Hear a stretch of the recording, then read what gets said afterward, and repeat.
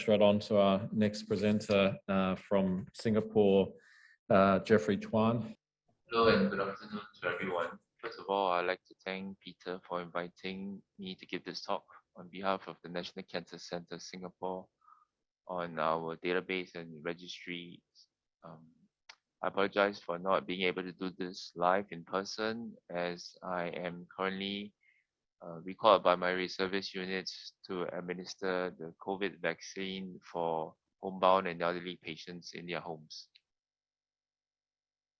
This picture shows the new cancer center, which will be ready very soon, early next year.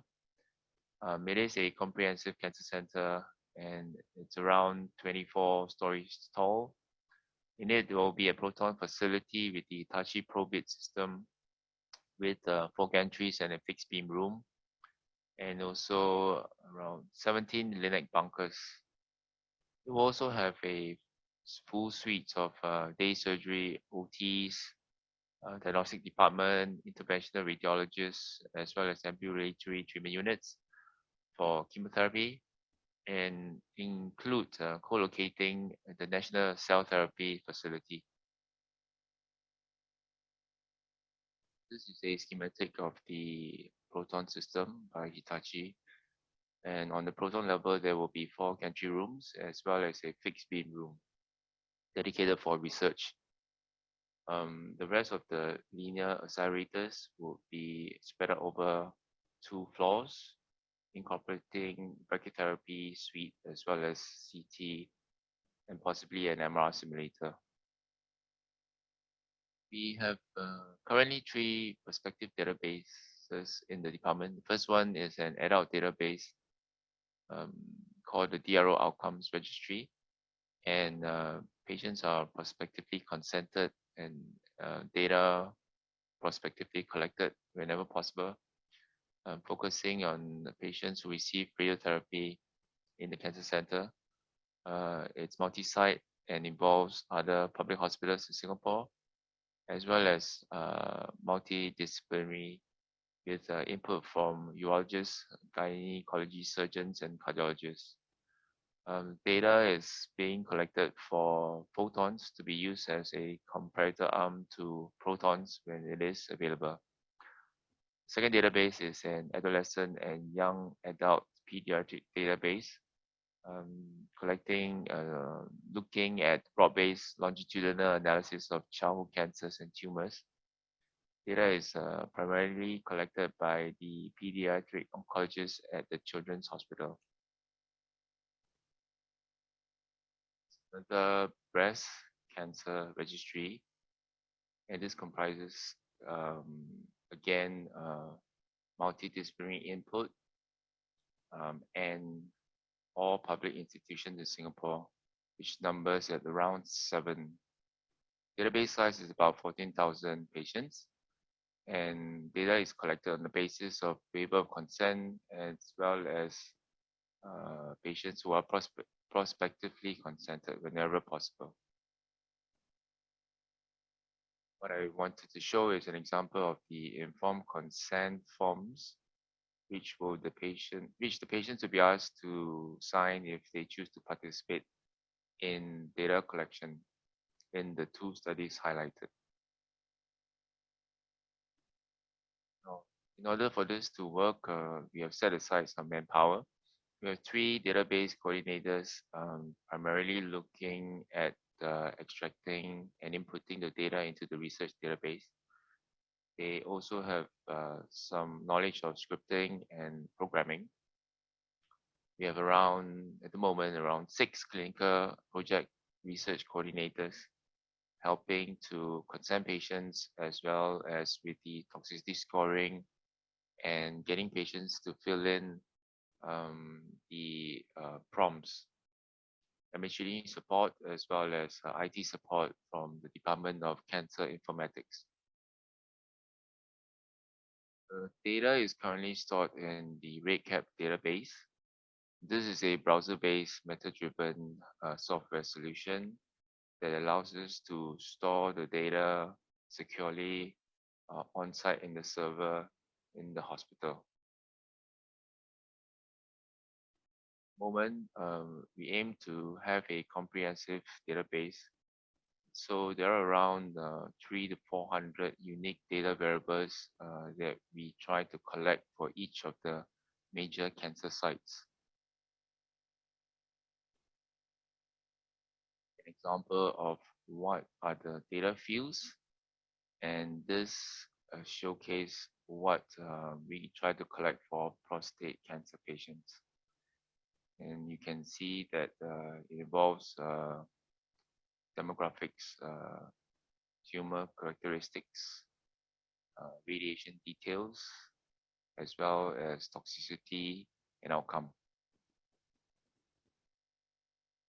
When the patients are being reviewed in clinic, they will have their acute toxicity assessed by the treating physician or with the help of a advanced practice radiation therapist.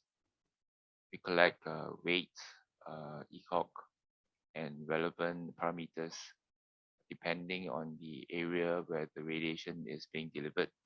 In this case, examples will be dry mouth, oral pain, mucositis, change in taste, dysphagia, hoarseness, and even the use of an NG tube.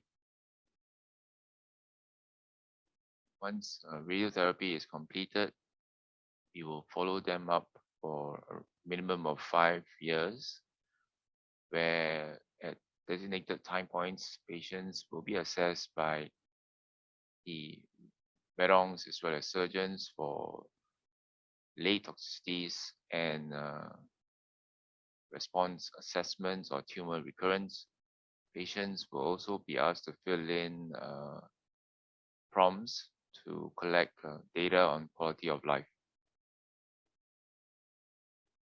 Current size of the DRO outcome database stands at around 10,000, half of which are on the basis of a waiver of consent, and the remainder prospectively consented.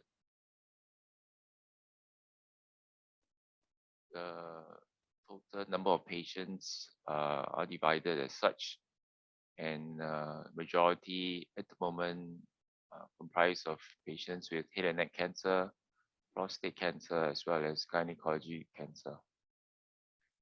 And we've started this database from 2016. This is a breakdown by sites, and it showcases again how the database is being split up by cancer sites. We have recently started to collect data prospectively on quality of life, focusing first on nasopharyngeal carcinomas. These are examples of the instruments being used.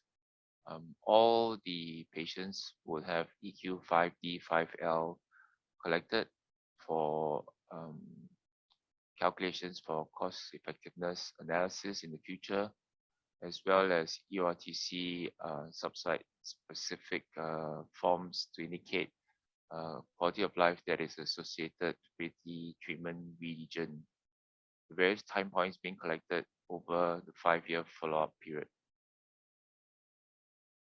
National IT research platform has been designed to try to incorporate data that's being stored securely in the intranet, as well as to allow exchange of data that is stored on the internet securely.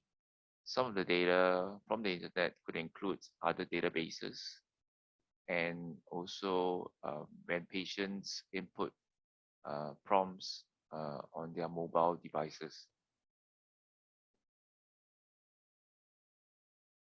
Well, we are also moving to switching from paper forms into electronic collection of prompts, and have decided to go with the ZDoc platform, and starting with 2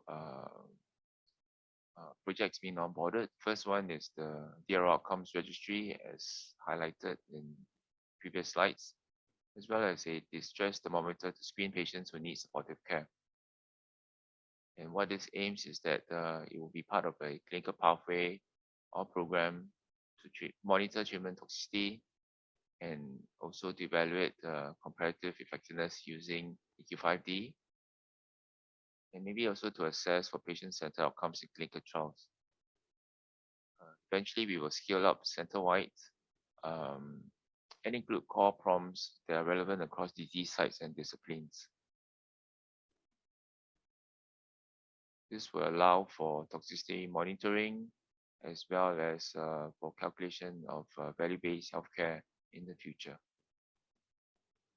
The ZDoc platform is a hybrid cloud-based platform, and it's integrated with the hospital's electronic health record system. It is an off-the-shelf outcomes measurement platform built specifically for PROM and PREMS and uses healthcare interoperability standards that are common. What is unique is that it comes with around 1,000 validated license free of charge once you subscribe to it, and that should allow for the major questionnaires or instruments to be administered to the patients electronically. So what it's being planned is that patients will be invited to participate or submit their questionnaires via an SMS or a text message on their phones, or scan a QR code when they arrive in clinic. And first of all, of course, they will have to provide e-consent and then fill in the questionnaires. Once ready, they will submit it, and the clinician will be able to log in and as well as view these the data before their actual clinic visits.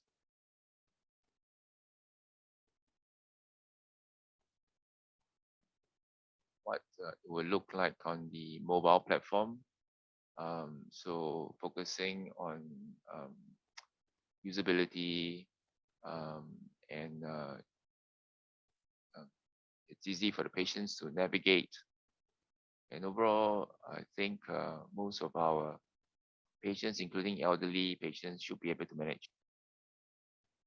Once the data is collected, it can be viewed by the clinician in the clinic on the desktop and also exported as a CSV for analysis as a cohort. Some of these outcomes data collected over a long term, we are able to create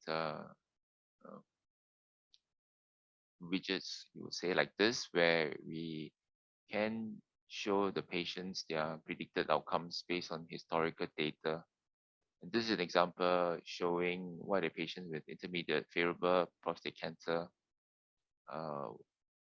will be expected in terms of 5-year outcomes of overall survival as well as biochemical cancer-free survival.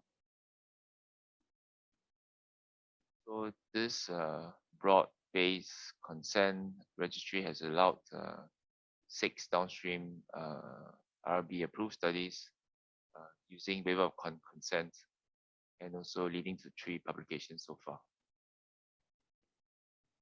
One project that I want to highlight is where we are trying to optimize the value of cancer care using artificial intelligence to predict individual cost outcomes.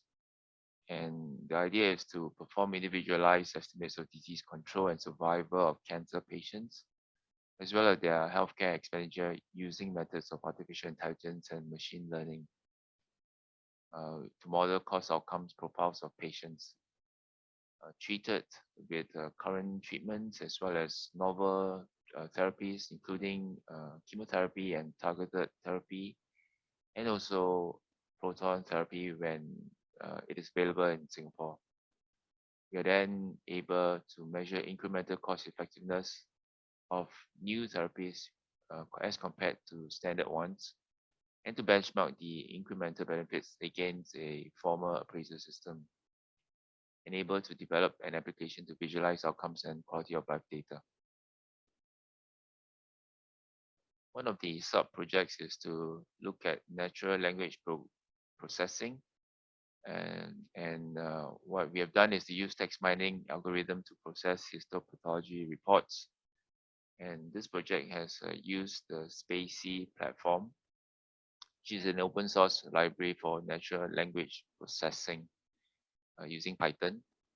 And we can use that for information extraction or pre-processing of text for deep learning. The advantage is that the language model is not limited to English, and other language models are also available. In other features, including tokenization, part of speech tagging, name entity recognition is available. This allows us to build a customized model that recognizes medical language and terminologies tailored to each cancer site.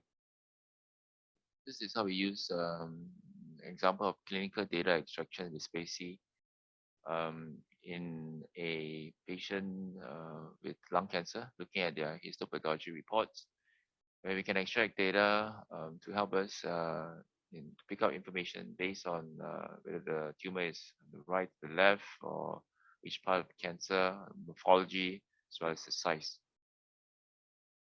When the whole histopathology report is processed, such information can be binned, and information that is currently unstructured can be converted to structured information.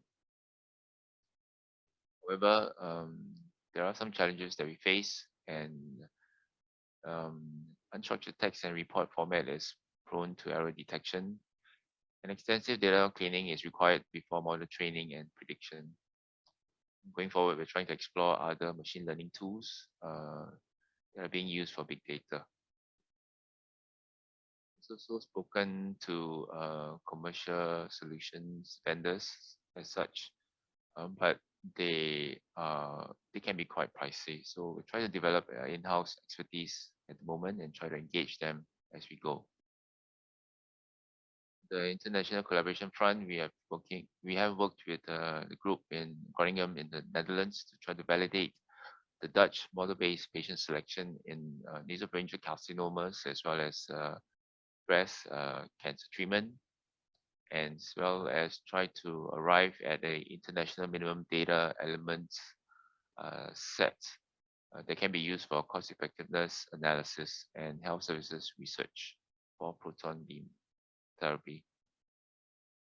I acknowledge my co-workers. So invite you to come to Singapore for the 62nd PTCOG conference, which will be held in 2024. Thank you very much.